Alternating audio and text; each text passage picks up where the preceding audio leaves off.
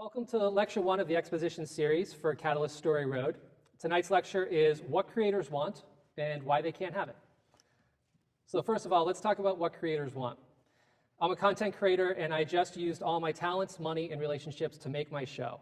Where do I go to sell it and get it aired on a network? For example, my friends just went to Sundance and sold their film. I want to do that with my show. Why they can't have it? Series and shows are not films. Let me say that again. Series and shows are not films, and they have a vastly different business model, economic model, production process, and the key part of it is that series and shows, for the most part, are not completed projects at the time that you go to sell them to somebody. When people have a film and they go to a film festival, that film is complete. It's a piece of property that somebody can purchase from you and can distribute directly without having to re-edit, usually. When you are pitching a television show, you're pitching an idea that maybe you've only written down on paper, or maybe you've done a sizzle, maybe you've shot the pilot, maybe you've even shot the first season. There are people out there now who incredibly are shooting half-hour episodes and doing full seasons of them independently. Much in the way that people have been financing independent film for decades, people are now starting to finance independent episodics and television series. The reason that an independently produced television series hasn't been picked up by a network and put straight to air is simply a lot of times creators don't think about a lot of the legal processes that they should go through ahead of time. Things such as relationships with the unions and the guilds, trademarks and copyrights, music licensing, working with SAG-AFTRA and the Writers Guild and the others. So there are a lot of things that can go into the creation of an independent TV project that actually make it end up being more like a proof of concept piece than an actual show that you're going to sell and somebody's going to air directly. So more often than not, when people are looking for episodic content, they like seeing that episodes can be done because it shows the talent level that you have. It shows your vision a lot better than sometimes just explaining it in a pitch meeting. But it's very likely that anything you sell will end up having to be reshot. And not just reshot, but completely rewritten and redeveloped. And that's something we want to get into tonight. So to start with, the process and cost of episodics, it can be pretty staggering. It can be prohibitive. Pitching and selling the project is an endless clock, right? It feels like it's just one of those things that's never going to end because you've been working on this project for years.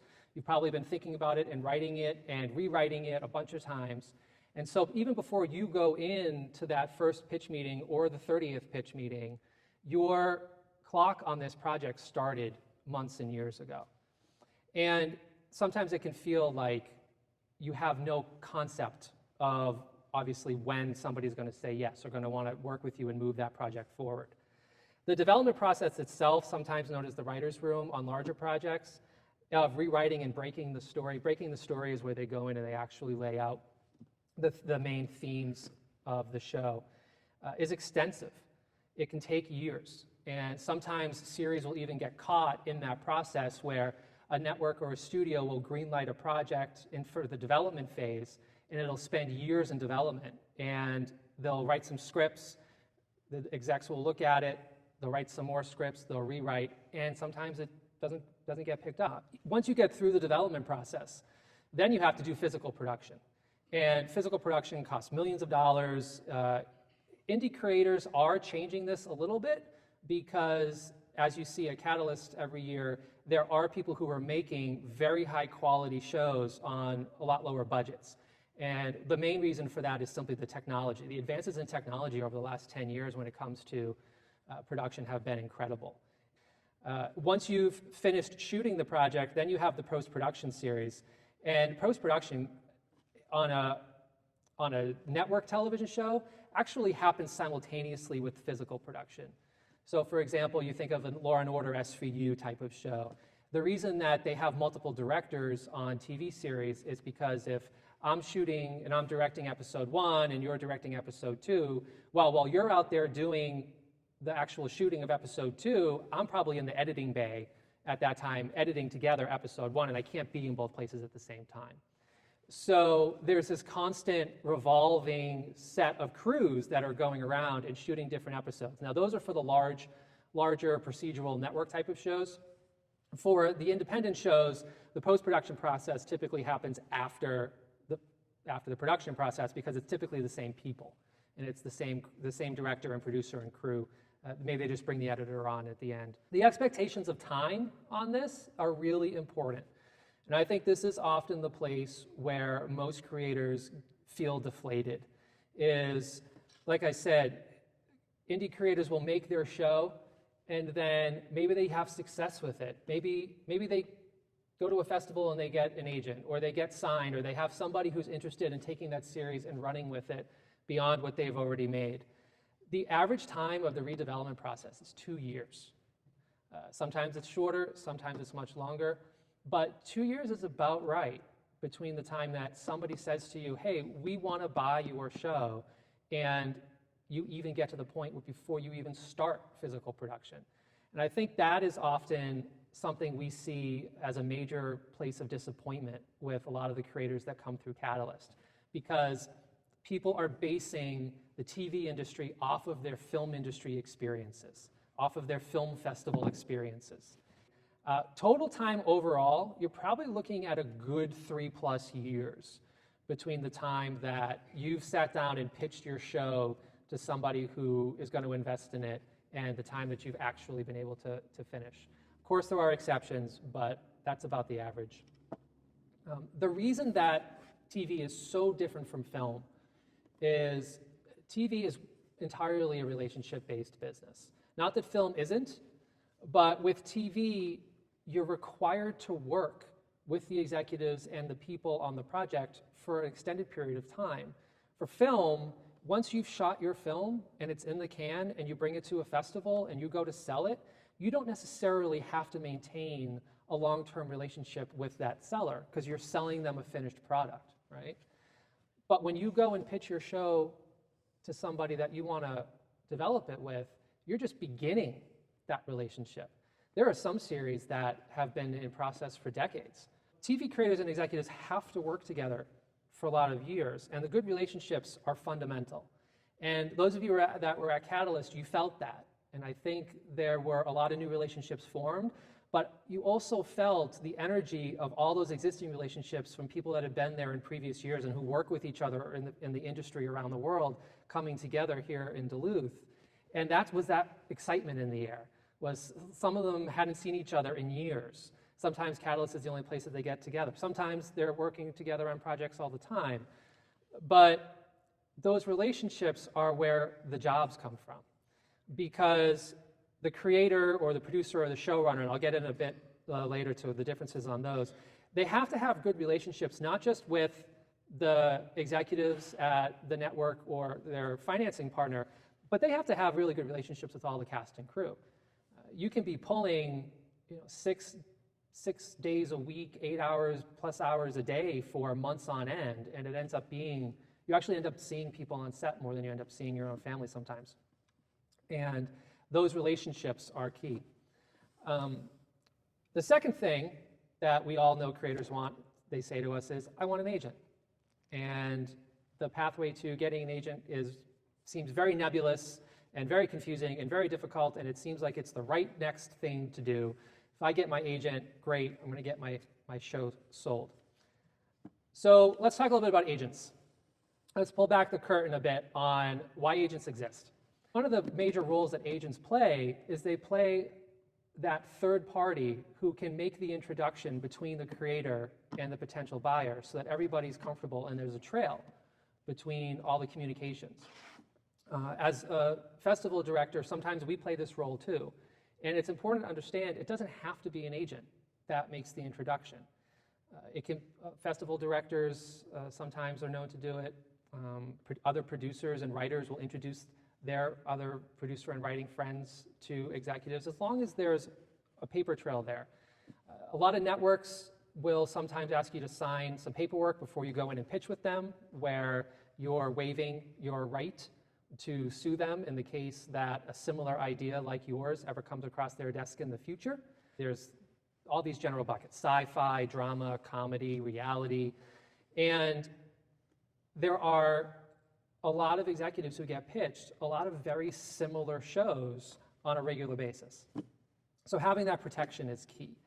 And one of the things I want to really impress upon everybody who's starting out on the TV side of the industry is to pay attention to that word IP, because IP is the heart of it all, and IP stands for intellectual property. When you're trying to sell your show, what you're actually selling, the legal thing that you're selling, is the intellectual property rights to the idea that you've created. And it's important to know what intellectual property is and how that relates to the project that you've made. And we'll get into that in a bit. Another reason that agents exist is very simply a vetting process. There are a lot of people who have really great ideas for shows, and network executives can't possibly read all the scripts, and the buyers can't possibly meet everybody. There has to be some type of a vetting system. So at Catalyst, we provide that for the executives that are in our universe. And a lot of the agents, different agencies have different ways of doing it, but a lot of agents will have their assistants do the coverage. And what coverage is let's say you send a script in to an agency. Most agencies won't take scripts unsolicited for the legal reasons I mentioned, but let's say you have an introduction to them and they ask you to send your script in. So you send it in. Chances are that agent's assistant is actually going to take it home over the weekend, read it, and put together a summary, a coverage of that script. Different agencies have different ways of ranking scripts, but when they find something they really like, they give it high marks and they move it up the chain, and it can go through the process. So that vetting system is crucial. At Catalyst, we do it through programming. Our programming department will start watching submissions early in the spring, and they'll go through all the scripts and pitches and shows that come in, and we'll rank them out, and then we go through the tie-breaking process, and we select the ones that are for screening at the festival, and then the ones that are for network notes, the ones that are for marketplace meetings, and others. A little inside baseball on how Catalyst breaks its programming ties, a lot of times it has to do with what is the industry looking for? What kinds of shows are the networks interested in? And the way that we know that is there's a document that's called the mandates. And what the mandates are is each network will come out with a list saying these are the types of programs we're looking for this year or this season. And the way that they make those choices is, and again, it's different at every network, but the executive teams will get together with the sales teams, with the PR teams, with the marketing teams, with the finance teams, and as a company, they'll have these conversations about, okay, where's the marketplace headed? What kind of content are people watching these days? Are we advertiser-based? If we're an advertising-based network, then we need to know who our advertisers are that we're going to try to sell commercial airtime to. Well, who's their demographic? So before they even get to the point that they're calling up an agency trying to find shows to put on the air and fill their hours, there's all this work that's gone on behind the scenes that there's very little way creators would know about. So if you ever have that feeling like, well, I made this really great drama show and NBC does really great dramas, well, yeah, but they didn't know about you when they were sitting in a meeting trying to figure out what they were going to be programming out 2 years down the road. So there is definitely this disconnect within the industry between all the different levels, and that's something that Catalyst exists to try to help smooth out and solve. But I say that because I think it's actually a little more encouraging for creators to know that a lot of the processes that dictate whether or not your show is interesting to agents and executives happens behind the scenes before you're even on their radar. So a lot of times it's how do you find the people and the shows that the networks are looking for when you have no idea? Well, that's why we're here, hopefully. And a lot of the agencies, that's part of the reason that agencies exist. Last point there about why agents exist. They do, in theory, exist to fight on your behalf to try to get you a better deal. Two basic types of agents, lazy ones and aggressive ones, right? We hear stories about both kinds all the time. We hear stories about people who get signed with agents and then never hear from them for 6 to 8 weeks. Or we hear stories about people who sign with an agency and within 2 weeks they're in 4 pitch meetings and they're being pushed around town and they're selling their stories. So it depends. that is a personal relationship. One thing that agents tell me all the time is to remember that it's their career and their reputation that's on the line with who their client roster is, and that when they send you into a meeting, you're not just representing yourself, you're representing them. And so to the agent, it's very personal to who they pick to represent and who they choose to work with. But keep in mind that agents are not lawyers. Speaking of legal, what are some of the legal basics I should know? So let's talk about intellectual property. The most important thing to look up and to ask an attorney about is what's called chain of title. And chain of title is the key. I'm not going to get into the legal details about it tonight, but basically what chain of title does is it ensures the buyer that you actually own the rights to what you're attempting to sell them. And I know that can sound crazy for creators who created something out of a blank page in their room alone, writing something for months on end. Why would anybody dare think that this isn't yours? It's entirely yours. So look into chain of title. If you have any entertainment attorney friends, call them up, take them out for a drink, and ask them all about it. Lawyers will usually do most of the work on the deal, and they are required to have your interest at heart when they do that. So there are a lot of producers I know who actually don't have agents, they have entertainment attorneys. They feel more comfortable knowing that the attorneys have a legal responsibility for their bar license to do the right thing by you, and also that they're capable of doing both the negotiating and the deal writing at the same time. Sometimes you pay less fees, right? Because it's one less commission you have to. If you have an agent, a manager, and an attorney, that's 3 commissions you're paying right there. If you have an attorney who can do it all, sometimes it's just cheaper. Copyrights and music clearances are 2 things to keep an eye on, and that we have discovered in the independent TV world will trip creators up the most when they get to the selling point. It's worth taking the time before you shoot something to go through and make sure all of your music is cleared, or it's something that's already in the public domain, and any copyright issues. So the big copyright issue that will come up is creators will go down to Superior Street and shoot something and it'll have the Maurice's sign in the background, or your wardrobe has a New England Patriots logo on it. It was one of the characters at a restaurant. You have to make sure that you can claim ownership, complete original ownership of everything that's in the frame and on the screen, because you are potentially making money off of this. So you can't be using somebody else's trademark as part of your way of making money off your project if you've shot it. So the best thing to do is make sure that you're using 100% original content, music, wardrobe, everything, or public domain. The public domain is getting pretty interesting over the last few years because some really famous materials from the early 1900s are starting to become available in the public domain. Keep an eye on that as the years go by. So demystifying the agency process a little more, can I get to work without an agent? Am I required to have an agent first? The answer is no. You can definitely work without an agent. I talk with producers and writers who are working on network level shows and they've never had an agent. In fact, there were a couple at the festival this year who I couldn't believe didn't, and I said, do you want one? And they said, absolutely not. It's been 20 years, I'm good on my own, thank you very much. When the recent negotiations have been going on between the Writers Guild and the agencies, a lot of writers just called up their friends and said, hey, I'm working on this CBS show. Do you want to be in the room with us? And they're like, great, yeah, I'd love to. So the Writers Guild and the writers themselves found a way around the agency process, and they're, to this day, continuing to do it. There are a couple agencies that have finally come around and started signing what's called the Code of Conduct, which says that they will abide by the Guild's rules, but not all the major agencies have. And one of the bigger conversations that we have with creators every year is they come to us as writer, director, actor, and somebody shows an interest in them or their project, but only as a director or only as a writer.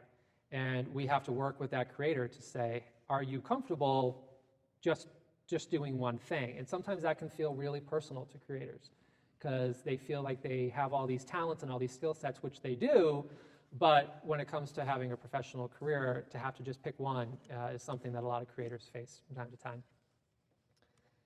So you go through the process, you go to all these festivals, you ask everybody you know around town, hey, can you have somebody send my script to an agent friend that you know?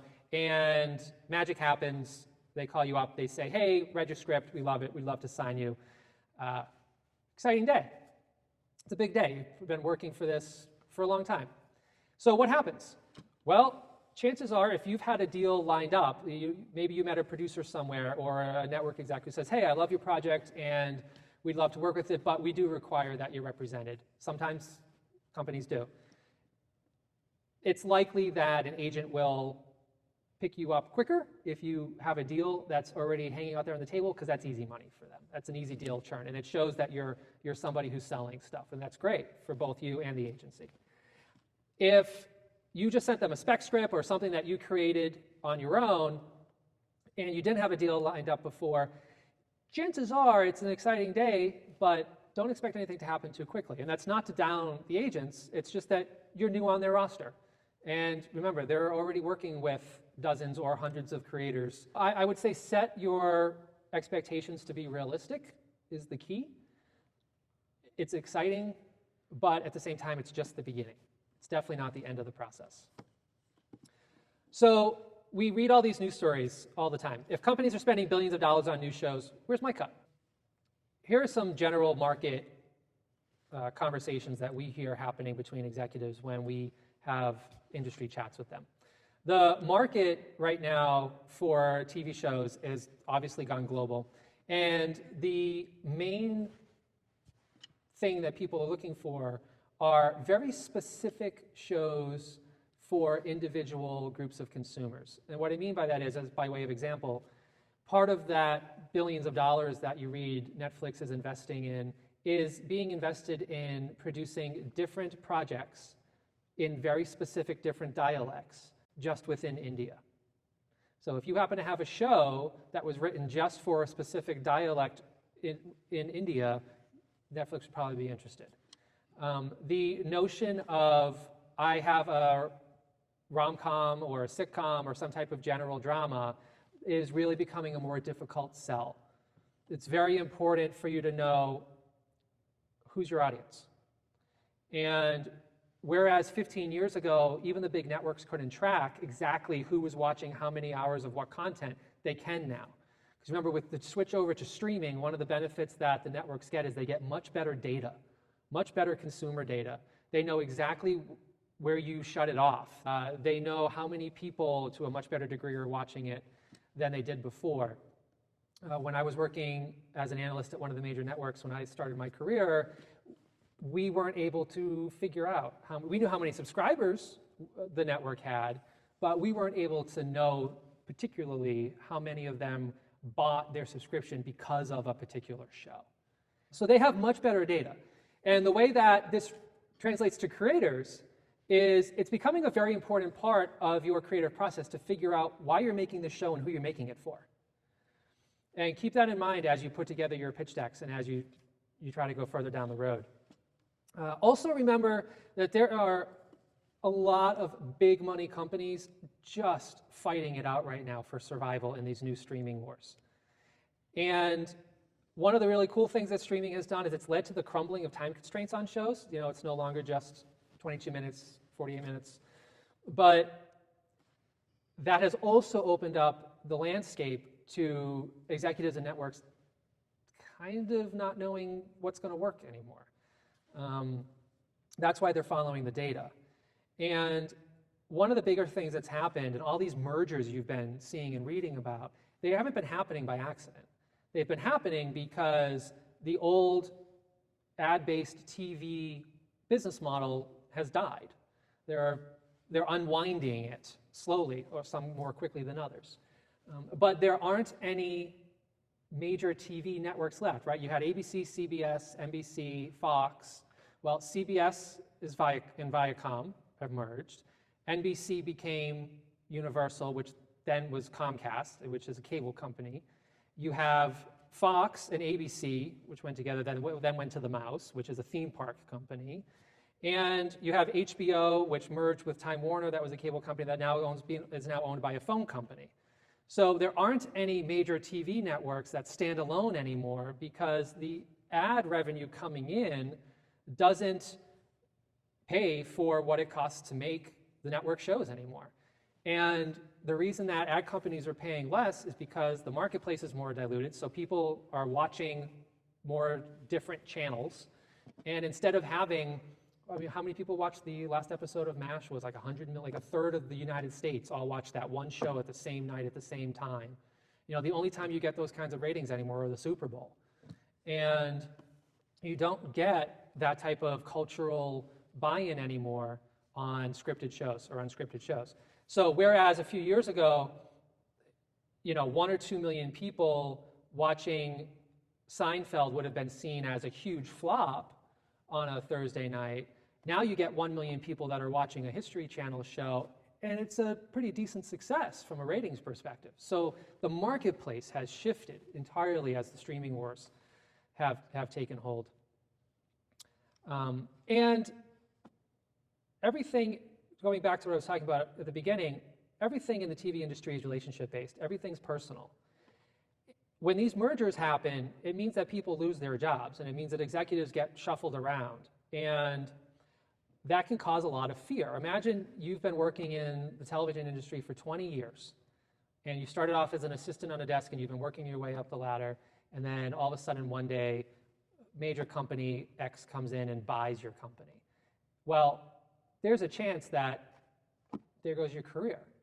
So let's say you survive the merger, and they decide to keep you on as head of programming or development or talent or whatever your role is. Chances are you're not going to feel very adventurous right now and risk-taking and want to go out there and find a brand new show from a creator that nobody's ever heard of before because you've got 2 kids and a mortgage and a spouse, and that paycheck needs to keep coming in. I'm probably going to call the people I've been working with for the last 10 or 15 years, or the agencies that I know are reputable, or that A-list talent that I know, and I'm going to write self-preservation. I'm going to want to keep my job first and foremost, otherwise I can't ever take chances on new people anyway. So in this weird roundabout way, as frustrating as it is for creators that most execs will work with talent they already know, or people that are A-list or have a good reputation in terms of bringing eyeballs to the screen, you also want these people to keep their jobs because they're the ones that eventually are going to be filtering in new content. Yes, it doesn't happen at the rate we all want it to happen, but it does happen. But just keep that in mind. I think sometimes that gets lost from the creator side. So one of the main economic factors that drives our industry is you can only produce things so quickly, right? The advances in technology have been great.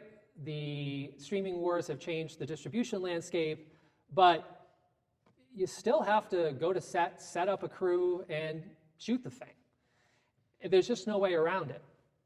So there's only so many shows that can be produced so quickly, even though we've entered a new chaos phase of multiple peak TV seasons now. What was it, over 500 television series just last year? It would take a lifetime just to watch the things that were produced last year alone. Never mind adding up what's going to be produced every year for the next 10 years as it grows.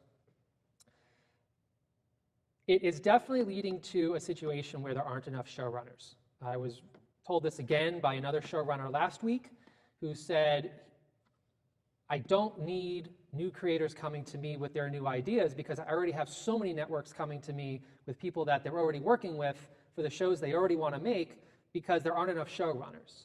And what happened on the showrunner side of the industry is I don't think the industry was ready to suddenly create a whole new generation of showrunners out of nowhere. And showrunners are the top of the food chain on a television series. They oversee the writer's room, they oversee physical production, and they oversee post-production, all 3 of those elements that I mentioned at the beginning. And it's a very specific job that you learn as you go. Most current showrunners started somewhere else on crew or in the process, and they learned as they went up. Their titles, the way that they're credited on their shows, you'll see it created by, or you'll see it as executive producer. An example would be David Chase on The Sopranos. His title says created by on the screen, but he would be known as the showrunner for The Sopranos. And so there's a bottleneck, right? Because put yourself as a network exec, and you have $100 million to spend in 2020 on new shows.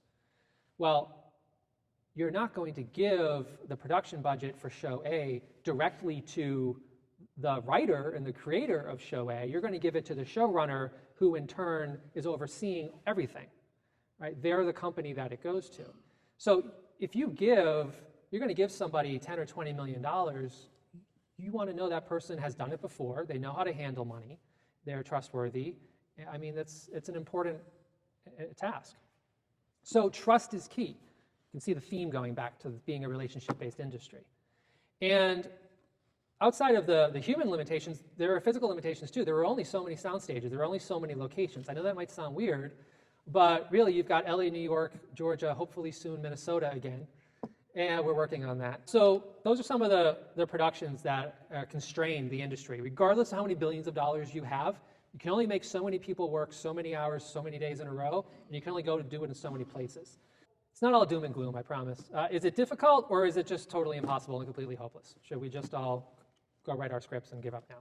And the answer is no, of course not. Don't despair, just set expectations.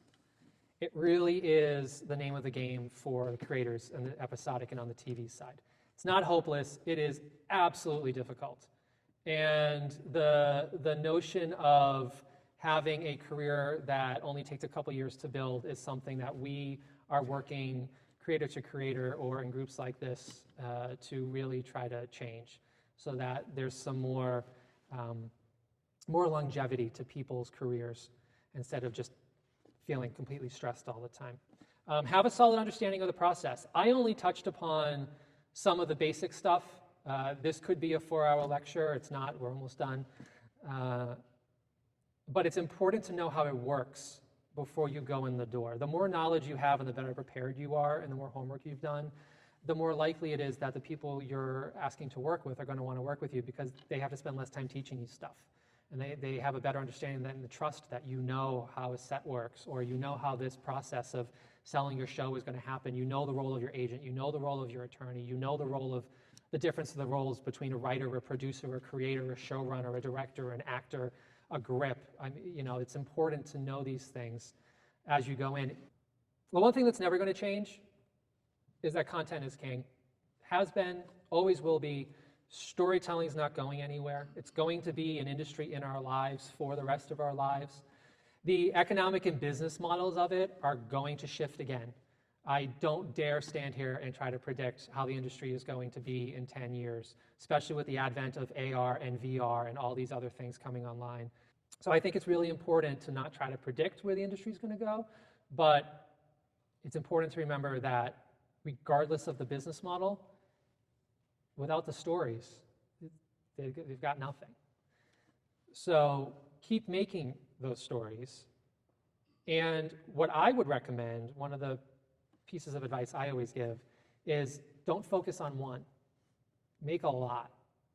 And when I say make, I don't necessarily mean you have to go out and shoot 100 series, but practice. Write some scripts. Go out and shoot a couple episodes. If they're bad, fine. Go out and do them again and make another story and just keep going. Because if you have it inside you that your purpose is to tell these stories and to share them with the world, nobody can take that from you. All the question is how do you get it out there? And remember to build a network, right? Just because you're a storyteller and you're capable of coming up with the intellectual property and with the story idea itself, doesn't necessarily mean you have to take on the burden of going and shooting it. Create a support group and find other people who are specifically talented in those areas that you need. Find a really good cinematographer. Find a really good audio person. Don't forget about the audio. More times than not, the biggest mistake that creators will make is they'll spend all the time on the script, the video, the setting, the wardrobe, everything, and then they just shoot with the basic microphone that's on the camera. And it's the first way that festival programmers or agents or industry people will know that you missed a step. An idea that to you is so obviously needed to be told in the world is what's going to sell the show. A lot of times when people are buying your idea, they're really not buying the idea so much as they want to know that you're the person who can tell it. And they want to know, why are you the only person that can tell it? And they want to know that it's authentic. And they need to know that you can carry it all the way through, because what happens if it does become a hit? What happens if your idea is the next Star Wars, Game of Thrones, or any of these endless series that go on? They need to know that you have the ability to see it to the end. So one of the last things is simplify the process, this crazy, crazy process, through your relationships. It really is the only way. And it's not the only way for you. It's the only way for us. It's the only way for people that are existing, that are working within the existing industry. When I speak with executive friends and producer friends and folks who are professionally working 7 days a week, 10 hours a day, and I ask them, how did you get this job? Or how did your career go over the last 5 or 10 years? They always tell the story about how they got it through a friend, who met through a friend, who met, even people who have been winning Emmys, their careers are based off of the relationships. Remember that that's the process of the industry. You get on a show, the show has its time, could be short, could be long, then you're going to be unemployed again, and then you're going to have to find your new job. Now, of course, it's easier, more credits you have, and you have some agencies and people working with you, and you've built up a reputation, but it's going to be through your relationships, and that process will never end. About 10 years ago, I was in a comedy venue in New York City, and we were there on a special night when there was a comedian that was doing kind of his last set, and he was retiring. And there were a lot of other comics in the audience, and the room only had like 50 seats, and everybody was sitting like this. And there were some really famous comedy writers in that room. One of the gentlemen had to be about 75, maybe almost 80 years old. And when the show ended and everybody was just chatting with each other, I heard him talking behind me to another comic, and this incredible guy was telling his friend how he would have to go into meetings tomorrow to pitch his new show. And you think about the number of projects he'd worked on, which we all know, number of Emmys he had won, and here he was excited to go into work the next day and start all over again as an unemployed writer and pitch his new show. And I think that's really the important part of the process to remember. Nothing's set in stone in this industry. And sometimes people get caught up in chasing celebrity, and it can work. Or sometimes chasing celebrity is just something that doesn't pan out. Doesn't mean you don't have a career. So I think it's important for creators to kind of pick their road early on. Do you want a career? Do you just want to get famous for a little bit? Do you want to try to change the world through your stories? Are you focused on having a global audience, or are you focused on trying to tell something very specific to people? I will close and lead into the next lecture by talking about showrunners. I don't often go to Wikipedia as a main source, but in this case, it's not going to work. In this case, it's a really great page. I would suggest you go through it. So the showrunner is the person, like I said, who's in charge of the writer's room. They're in charge, which is the development process. They're in charge of the physical production and post-production, all at the same time. And that's the key to it, is that is a very unique skill set that you have to learn basically by apprenticeship. So at the next Catalyst, or any industry event you go to, the showrunners are the people you want to listen to if your goal is to sell your show. And there aren't many out there. There need to be more. If you understand the role of the showrunner and the tree structure that is underneath them, you'll understand most of a set. So that is it. Thank you very much for listening.